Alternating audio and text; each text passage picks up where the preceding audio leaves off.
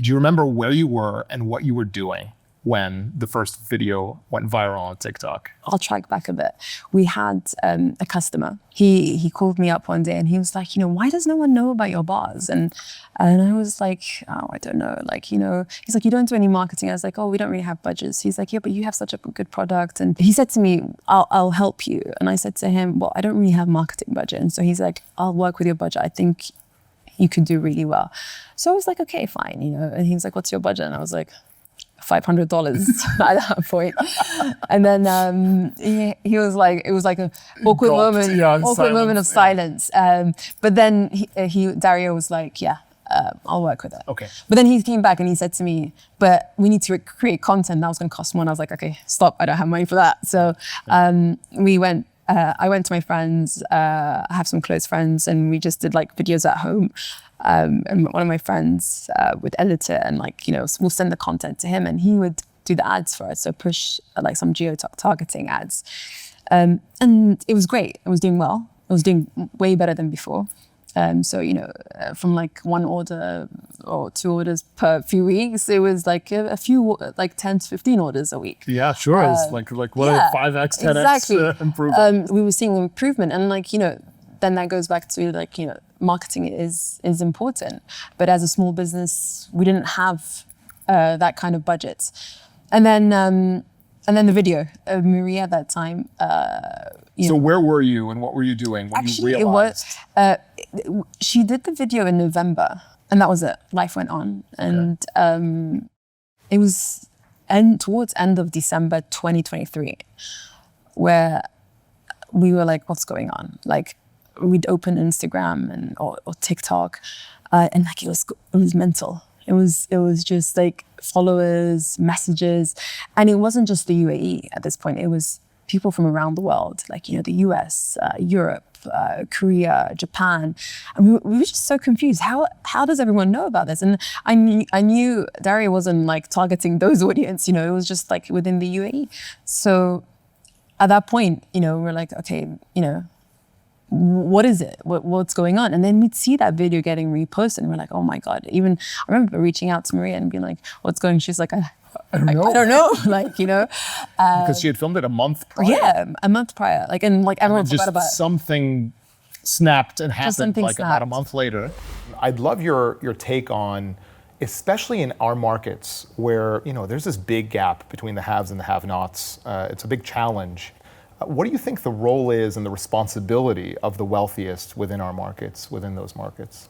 Is enabling others to become better, to have a better income, to have a better life, and so on. I think it's an important task, and I feel I do part of that whenever I make lectures or when I'm invited by universities to speak to the younger generation and motivate them and so on. I feel I'm giving back into this direction.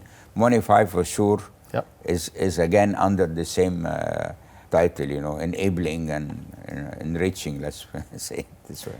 And you're a very reflecting person, I think, self-aware. I'm curious about, your own self-identified weaknesses and what you do in order to compensate for them. I'll answer the second part. Nothing to compensate them. All what I've done is one time I wrote the list of all what I believe is self-criticism, is all my bad side. Yeah. But to tell you, for example, one of my defaults is I have no patience. You can't have a baby in less than 9 months, okay? So how come I try still to bring it in 1 month, Yeah. I mean, so I'm very impatient. I feel like life can end tomorrow. So true. Try to get it done now. And sometimes you could make more money if you were more patient. I have a list of other stuff that I don't want to bore you with. And what about your single biggest loss in business? And what did that teach you? It was around 450 million euros in one shot, in one night. Wow. In cash. In cash. And it learned me never take a decision when you're when you're angry.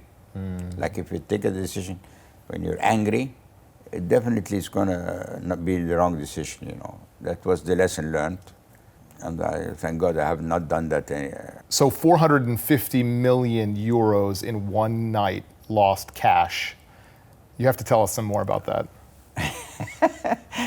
First, it's a very sad story because I didn't sleep that night. I stayed up all night, you know, because in the morning I had to pay and make this loss. But the story goes like that. So I had this telecom company that was working in all the Middle East and North Africa, like Algeria, Tunisia, Egypt, and so on, and had an Italian operation called Wind, and in Greece too. So there was, in the telecom world, there was one company which was dancing on the, wasn't really a real telecom company or a media company or a utility company called Vivendi. So I looked at Vivendi telecom arm, and they were present in Morocco and in France.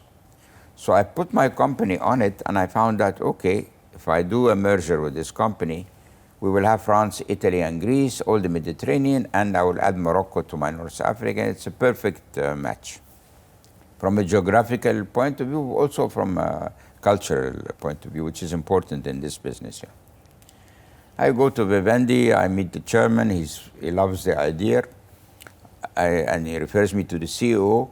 I go to the CEO. The CEO, of course, will lose his job because I was probably the new CEO if the merger took place. So he was very tensed. Awkward conversation. Not awkward, he was very defensive. He was a very weak character guy, and very defensive and very shocked and terrified from my presence. And he made a comment which was aggravating to me, you know. So he said, no merger, but we can give you 10% of the combined entity and the rest in cash. I told him I didn't come here to sell my company. And if I want 10% of your company, there's nothing you can do to prevent me. Tomorrow morning, I'll own 10% of your company, you know. It was a very bad meeting. And the guy was really, he was thinking about his job, his own job, the job his he's going to do. etc. Yeah. I go out and I say, okay, I'm going to teach this guy a lesson. You know, I go out. Is this the anger thing coming into? I buy the 10%. You bought 10%, yes. I bought the 10% in anger. I took a margin loan to buy 10%. Risky. That I didn't want to put all my. And then the crash happened. Ooh. Remember the famous first crash? Of course. Margin loan for under 50 euro. Bye-bye. Margin call. Teaches you, keep your ego in the cupboard when you're taking decisions. Don't take a decision when you're angry. Ouch. I'd love to hear from you on how you make money. So how does the VC fund itself make money? Our investors pool their capital into the fund. We charge a percentage of that capital to keep the lights on, right? Find deals, source deals, work with founders, create value for founders. Typically, that's what kind of percent? So typically it's 2%. About 2%. So 2% of committed capital for the investment period, which is about 4 years. Sure. So people pool, they put money in for a 4-year time period. 2% goes to run the fund. People put money in for a 10-year time period. The first 4 years, we're allowed to invest. The subsequent 6 years, the job is to grow and exit the companies. So usually you get paid about 2% as a fund manager for those 4 years, and then it reduces down to 1% over the subsequent years.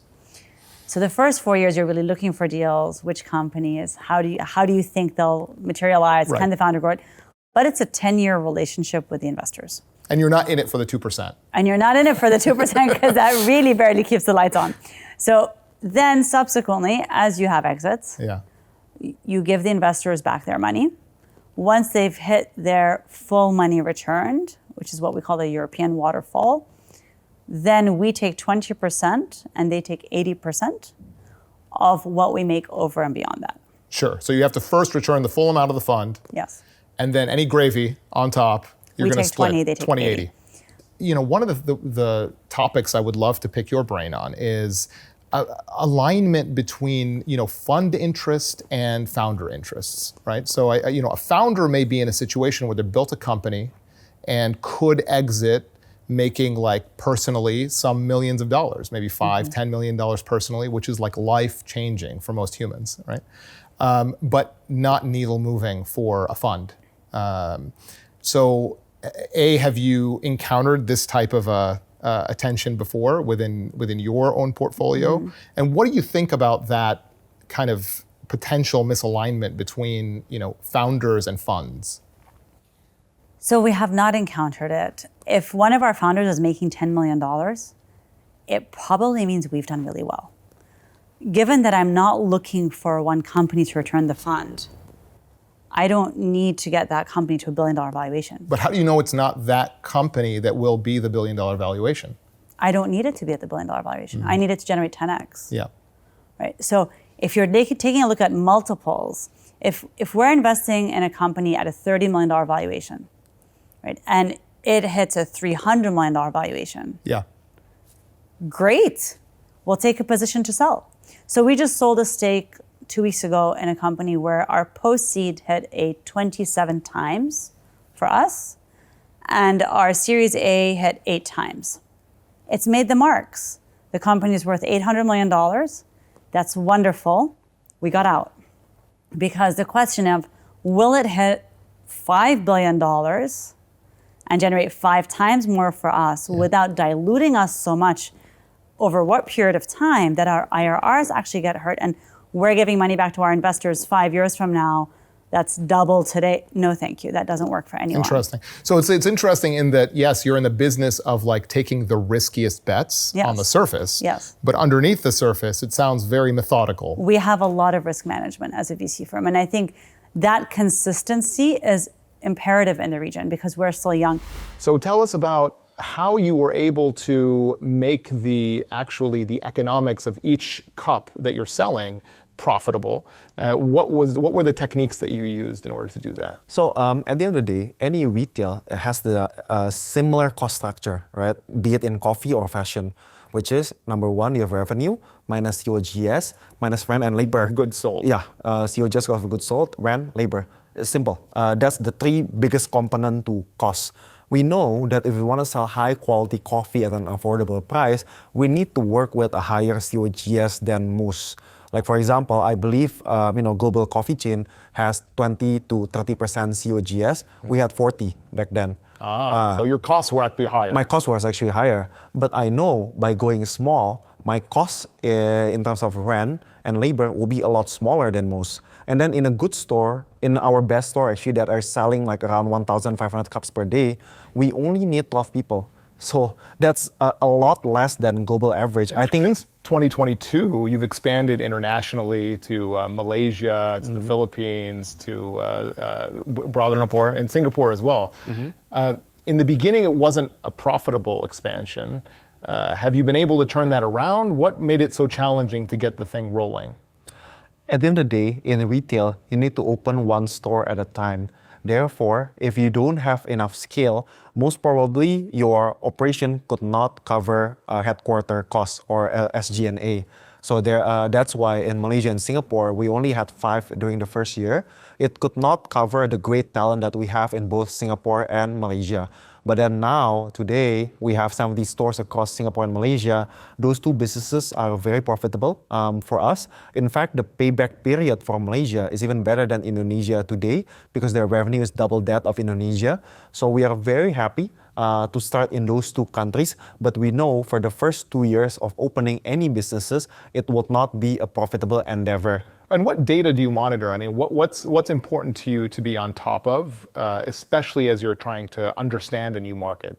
Any businesses in the world, it all comes down to how many transactions you do times price, right? So for us, the most important is ADT, or average daily transaction. Average daily transaction. So those are the 2 main metrics we track: is ADT, average daily transaction, and AT, average ticket. So the question is to you as, say, a lot of the perception from the outside is that, there's a lot of copycatting / not real innovation happening in Asia. What's your take as to what is very exciting now and on leading edge that's happening in China and elsewhere in Asia? So I think that when we look at innovation, it's also very important to define innovation, right? In my view, I think there are 2 types of innovation. One is the hardcore innovation, right, which is going from 0 to 1, coming out with algorithms, coming out with products, solutions, software that's never been there. Radical innovation, you could call it, for instance. Super disruptive innovation. And then, but that's the second part. And I think the second definition of innovation is essentially business model innovation, operation-driven innovation, the applied type of innovation. Incremental. And to be fair, while, when we look at the West and the East is better in applied, right? Because of the market that they're in, because of where they are in their own phase of development, economic phase, it's the incremental innovation, as we talked about, that is changing the lives of many people.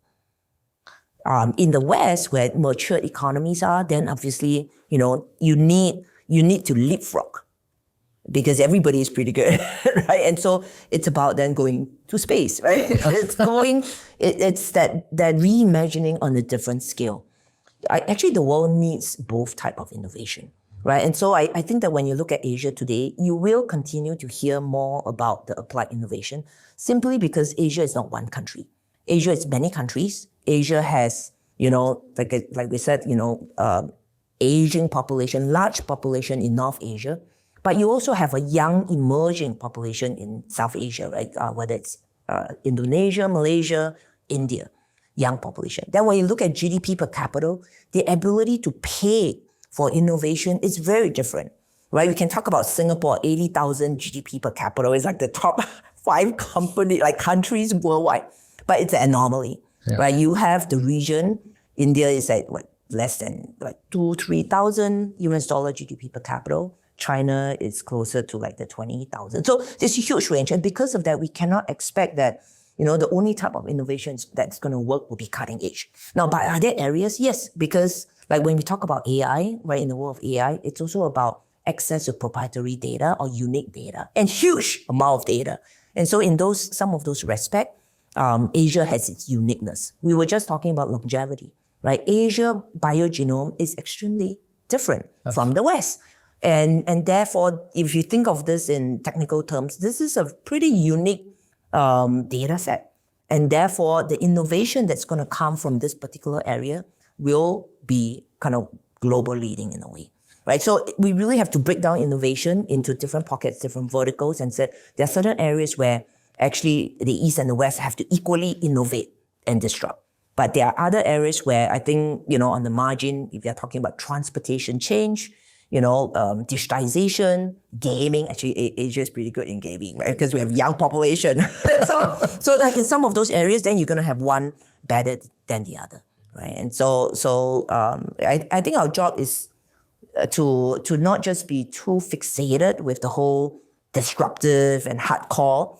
At the end, what matters is it going to change lives, right? And localize it.